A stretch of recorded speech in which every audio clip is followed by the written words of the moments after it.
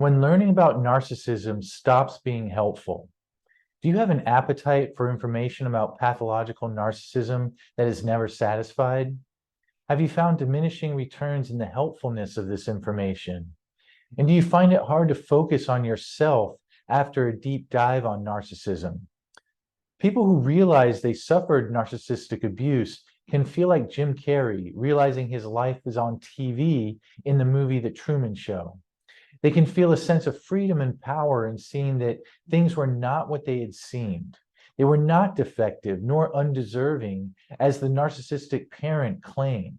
They felt this way solely because the narcissistic parent needed them to. And the survivors may learn everything they can about narcissism, anything to further clear up the fog they have had to live in. They're getting to make sense of what happened in the past while they were in the throes of narcissistic abuse. At the same time, their quality of life today may remain largely the same. In today's video, I want to talk about the hazard of going too far in educating oneself on pathological narcissism. Past a certain point, immersing oneself in this information can pose two risks. First, since the process of learning about narcissism is typically done alone, it can reinforce the assumption that you are all on your own still. Second, it can also reinforce the assumption that the narcissistic parent's opinion of you is more important than your own. And I'll use a case example throughout to illustrate how this can happen and how one can incorporate other essential facets of the healing process. Well, my name is Jay Reed, and I'm a licensed psychotherapist in California, and I specialize in recovery from narcissistic abuse. In my professional and personal experience, I've worked to identify the fundamentals to the process of recovery. And this has led me to what I call the 3 pillars of recovery. Pillar number 1 is making sense of what happened so that you know it wasn't your fault. Pillar number 2 involves moving away from narcissistic abusers and towards safe people. And pillar number 3 is living in defiance of the narcissist rules. It's also essential to find and participate in communities of people who can get, validate, and support you on this path. I've both seen and experienced large improvements in quality of life after applying these pillars. I also want to mention that I'm offering a new free ebook called 4 Ways to Heal for Adult Scapegoat Survivors. And in it, I offer 4 strategies to reclaim your authentic self from the fake and painful scapegoat identity, learn and apply the science behind gaining distance from narcissistic abusers, know the secret to reducing social anxiety for scapegoat survivors, and a way to accept yourself as the fallible and valuable person you are. You can find the link to the book in the description box below or by clicking here. At long last, the first dose of information about narcissism. I cannot overstate the relief and clarity a survivor can feel when they realize their parent was narcissistic. They have had to live under the false premise that they were inferior and that their parent was superior. Nobody likes to feel less than. Understanding pathological narcissism shines a light on the path towards feeling as though one is equal status. The survivor gets to reframe their past. Whereas before they may have recoiled in shame at how they were so disobedient, rude, or inconsiderate of their parent, now they see that these accusations were the product of their parents' artificially inflated self-worth and their entitled expectation that everyone else reflect that elevated importance back to them. This can result in a loosening of a long-felt knot inside, knot with a K. The knot I'm describing is of having to force oneself to believe a lie that their survival depended on. In this case, the lie was that they were objectionable and that their parent was perfect. So let's look at another anonymized case example to illustrate. Terrence grew up feeling disconnected from his father.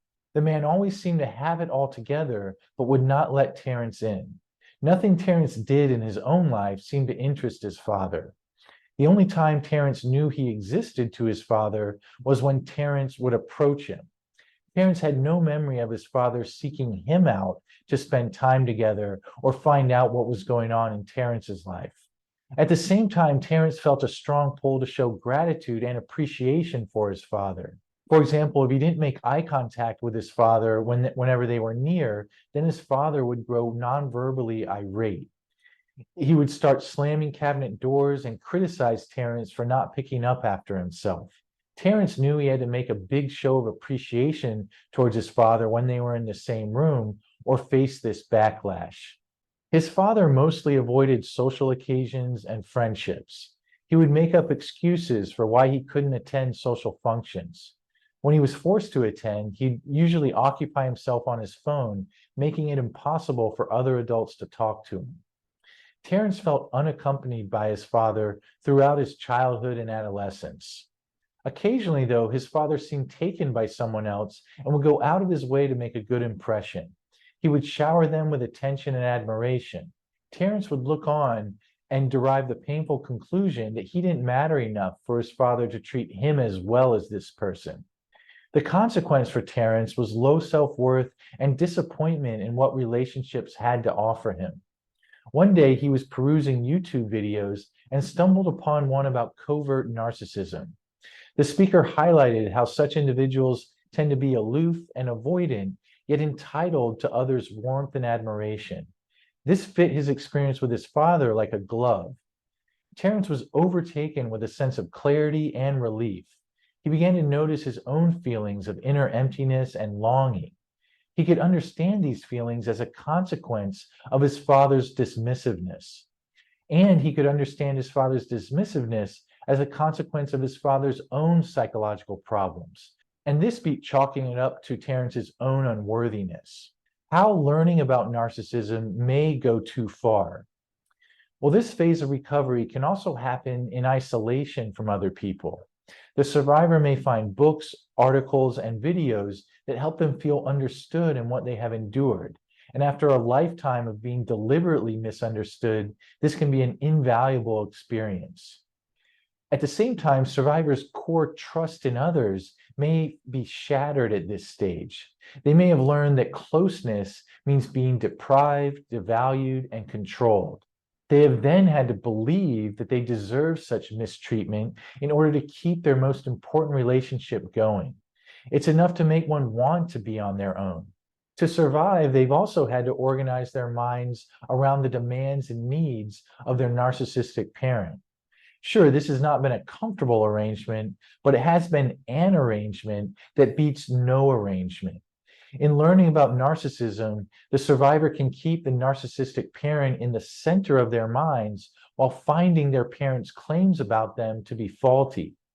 This is a hopeful and marked improvement from the parent being in the center and being right about how supposedly unimportant the survivor is.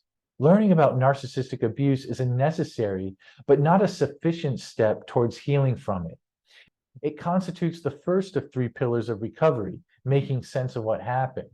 The other two pillars involve finding safe closeness to others and centering yourself in your own mind.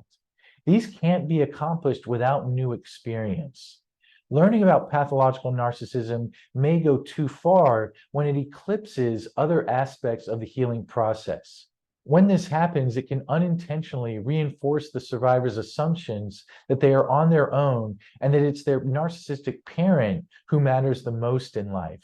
Let's go back to Terrence again to illustrate. So with this liberating knowledge under his cap, Terrence immersed himself in more and more research on the topic. He read every book, blog, and article he could find on covert narcissism. He watched videos of the sort too.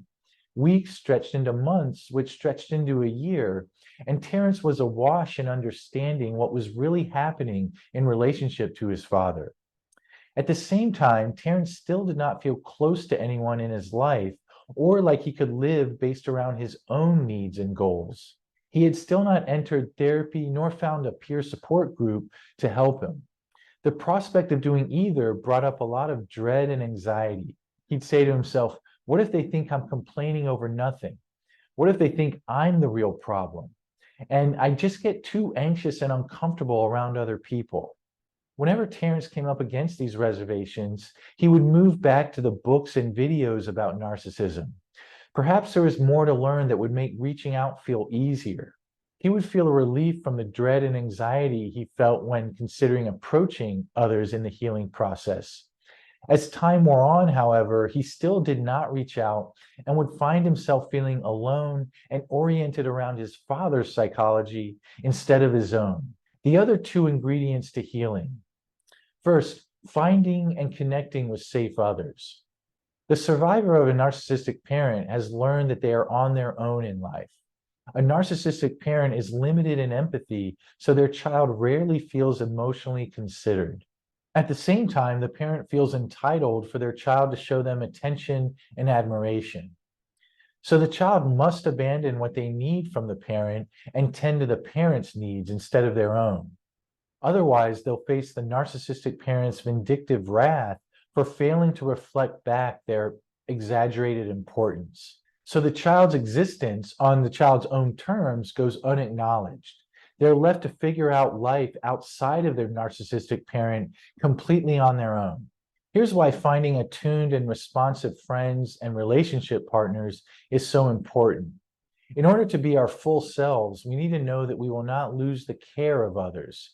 Otherwise, we have to be too occupied with securing that care to turn to ourselves. The path to finding and connecting to safe people is not easy for the survivor. It requires doing what used to lead to the traumas of abandonment and rejection.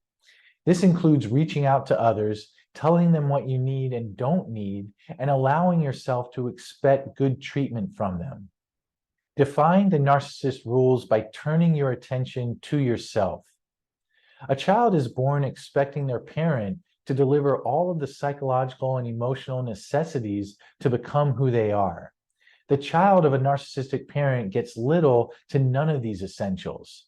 To survive, the child has to deny this fact and find a way to maintain hope that the parent can become who the child needs them to be. This often means doing what seems to please the parent. The child's hope is that if they can make the parent happy, then they will get the affirmation and love that they want and need at this phase of life. What makes the narcissistic parent happy is for the child to pay more attention to them than the child pays to themselves. Unfortunately, this is a one-way arrangement. No matter how much the child prioritizes the parent, their job is never done. The parent keeps expecting more.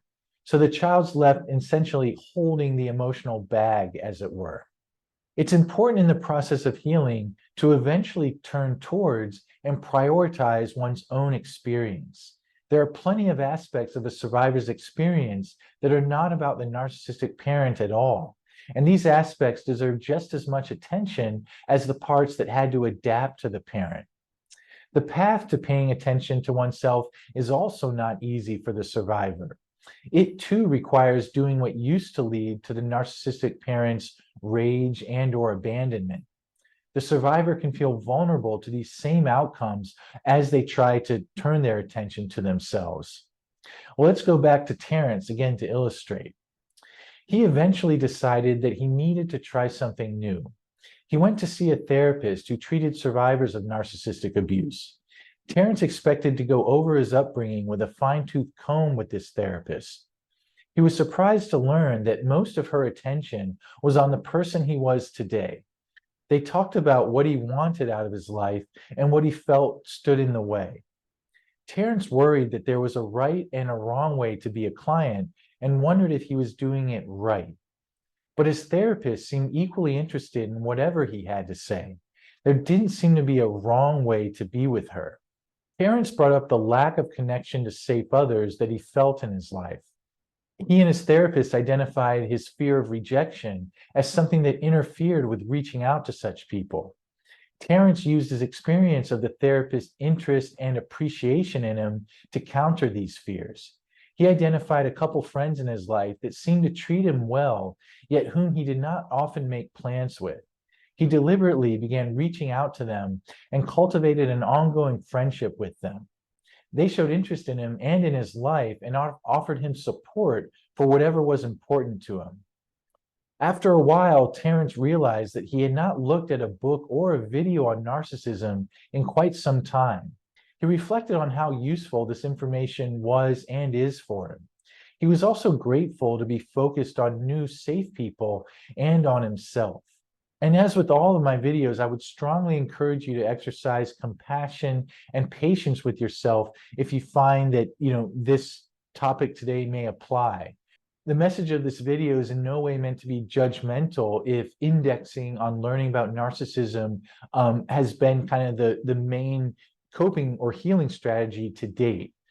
I think ultimately shifting from this pillar of recovery to the others can be liberating, but it also needs to feel survivable. And if that time has not yet arrived, then I strongly encourage compassion and patience with oneself. As I've said before, I think if one feels like they're sort of not making as much quote unquote progress as one should make, adopting this compassionate and patient stance towards oneself does wonders and may even make it feel safer sooner than later to, in this case, incorporate the other two pillars.